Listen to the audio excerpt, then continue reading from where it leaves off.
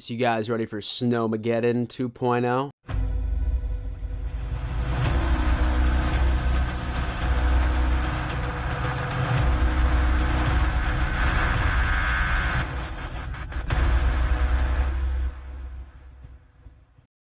Yo ho ho, Bills Mafia. Welcome to yet another edition of the Dom Mafia Report. As always, your host, Dan Mitchell. For those of you that are new here, I am an avid member of the Bills Mafia, and I put out regular content about the Buffalo Bills and the NFL as a whole on a regular basis. So if that is your cup of tea, I highly recommend subscribing to this channel, and as always, smashing the ever-living out of that like button. Now that's right, you did read that title correctly. This is going to be my game preview between the Buffalo Bills and the Cleveland Browns, where I am going to dissect exactly what I think the Buffalo Bills offense needs to do against the Cleveland Browns defense, and then what the Buffalo Bills defense needs to do against the Cleveland Browns offense. Now, there's no question that a lot of anxiety is circulating around this game right now.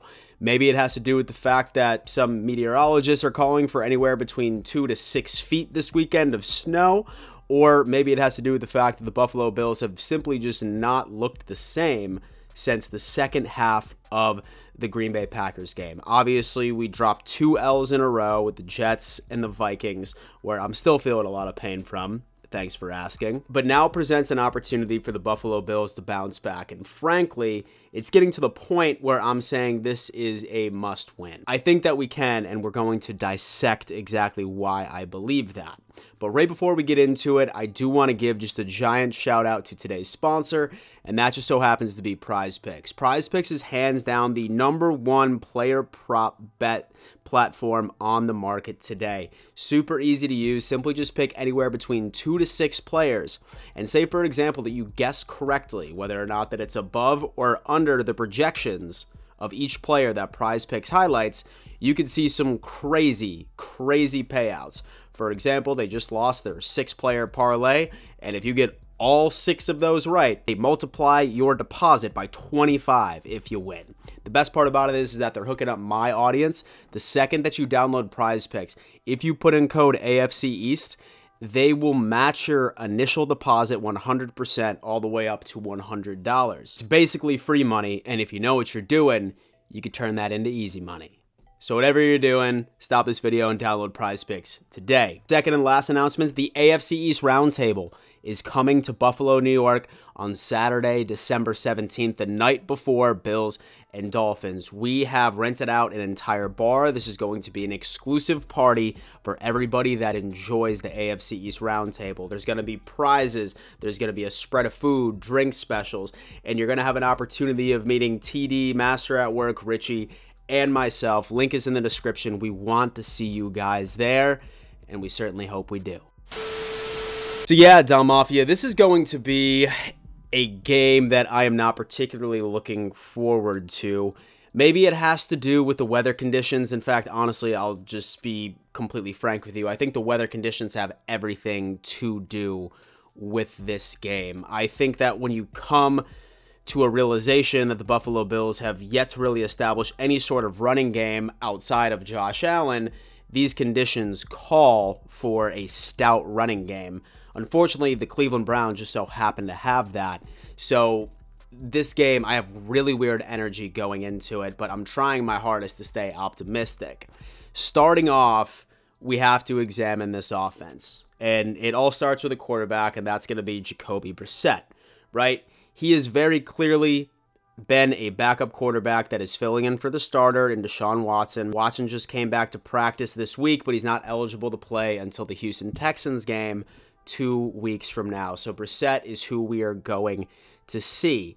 He's been a backup for the majority of his career. He's seen several starts, not too successful. Frankly, he really hasn't been getting the job done for Cleveland. As many of you know, this is an offense that is entirely centralized around the power run scheme with Nick Chubb and then also with Kareem Hunt. But with Brissett, there's a couple of notables that I always like throwing out there. Guy babysits the hell out of the ball. He averages holding onto the ball about 2.9 seconds, and it has caused a lot of problems for this team. He's seeing a lot of pressure. He's making bad throws, and the longer he holds onto the ball, his completion percentage absolutely plummets, whereas in in the short instances where he gets rid of it a bit faster, that's where he's a bit more successful. But I'm talking a differential of about like 30 points when it comes to completion percentage. So the Buffalo Bills D-line certainly needs to get pressure on him organically, not necessarily blitz, or our secondary needs to step up and make sure that we can clog as many possible route lanes as possible so we can go on ahead and make sure that we confuse the hell out of him. Now, you look at their offense, and the receivers are great, right? I mean, with Amari Cooper, he's a wide receiver 1. And then you have Peoples-Jones, who is amazing. And really, there's no bad name on this receiver core. I think that they would be doing a hell of a lot better if Watson was out there currently, but Brissett is just not it. He's not the kind of guy that's going to attempt long balls downfield. Has about 6 interceptions already when he attempts a pass over 20 yards. His accuracy really isn't there. So no question that the Buffalo Bills are going to be seeing a hell of a lot of Nick Chubb, and that is going to be a problem. Okay, this guy is a downhill runner, has about 1,100 to 1,300 yards in the season already. Here is something that's frankly making me my pants. Is the fact, out of the 1,300 yards that Nick Chubb has put up so far this season, 600 of them have been yards after contact. Yards after contact. Now, let me tell you what. When you look at the Buffalo Bills, I would say that there's 2 main categories where they just make you want to rip your hair out. Number 1 is turnovers, obviously. We'll get to that. But number 2 is tackling. Missed tackles. Chubb is going to be an absolute problem when it comes down on Sunday. I mean, so the weather conditions are favoring a run-heavy game. So the Buffalo Bills, frankly, need to make their damn tackles. I don't care if we need to take the entire team to run at Nick Chubb and take him down. Let it be. Because you're not going to see a lot of play action from this team. They very rarely ever do that, which is surprising because Brissett's actually historically successful with that. They rarely run play action with how good the run game is. Crazy. I'm still trying to figure that out. They very rarely run any sort of screen plays, so you know exactly what they're going to do. They are going to hand the ball off to Nick Chubb, and he's going to run it up the middle. So we better hope right now that Tremaine Edmunds is healthy because he's going to need to make his tackles. Same with Matt Milano. I saw on the injury report, which I'll put up on the screen right now. So it looks like that Edmunds did not practice today, and then Matt Milano did not practice today either with an illness. In fact, I'm looking at this injury report right now, and it looks like that there's several illnesses out there. I wonder if there's like a flu bug or some shit going around. Who knows? These linebackers and our defensive line are going to have to step up to make sure that we slow the bleeding, because we already know exactly what their offensive game plan is going to be. It's not going to be the run game that we witnessed against Minnesota, which is more outside zone. This is a downhill, old school, big boy football sort of thing, and it's all going to be led by Nick Chubb. Their offensive line is incredible, and so with run blocking and not too bad at pass protection either, so we're definitely going to have our matchups. But the key to this is literally run to the ball, make your tackles, and try to limit the bleeding, because Chubb is going to get those yards after contact, but just limit it as much as possible. I don't care if we have a bunch of injuries on defense. The key to us winning this game is going to be with our offense, which is a great segue as well, because when I flip the script and then now I'm talking about how can the Buffalo Bills, what can they do against this Cleveland Browns defense to be successful? And frankly, there's really not much rocket science to this. This defense has been struggling tremendously. Of course, they have Myles Garrett on the outside, so he is a premier pass rusher, probably one of the best in the game, maybe the best in the game. And then, of course, you have Clowney, who some people are high on, some people are not. He's super athletic, he's hit and miss. But that interior defensive line of the Cleveland Browns is very, very, very weak.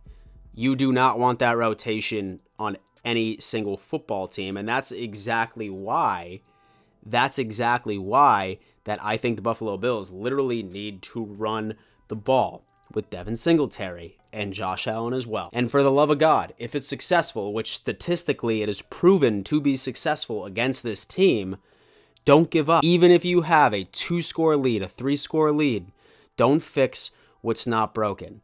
I am still scratching my head as into why we did not hand the ball off to Singletary more during the second half against that Vikings game. I know we fumbled, and I know McDermott and the coaching staff likes to punish running backs when they make a mistake, but no, do not give up on the run. These weather conditions are about to be absolutely horrendous. We need to be able to effectively run the ball, and Josh Allen needs to do the exact same thing. Their linebackers are very weak as well. Very, very weak. And their corners are somewhat decent, but this team can get got. They are giving up an absurd amount of yards, not only in the air, but also on the ground. Now, really at the end of the day, I'm just going to make this the key, I think, for the next couple of games, because the one thing that we need to do to ensure the Buffalo Bills win this game, it's not make sure that you shut down Nick Chubb. It's not make your tackles. Don't turn the ball over. Don't turn the ball over.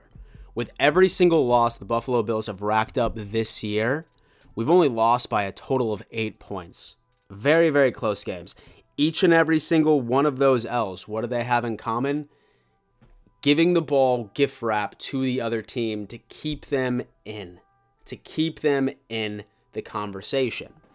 If the Buffalo Bills literally were to take half of those turnovers away, I wouldn't even say that. I would say you take away 1/4 of the turnovers that occurred during all 3 of our losses, we would have been undefeated right now. And I will die on that hill.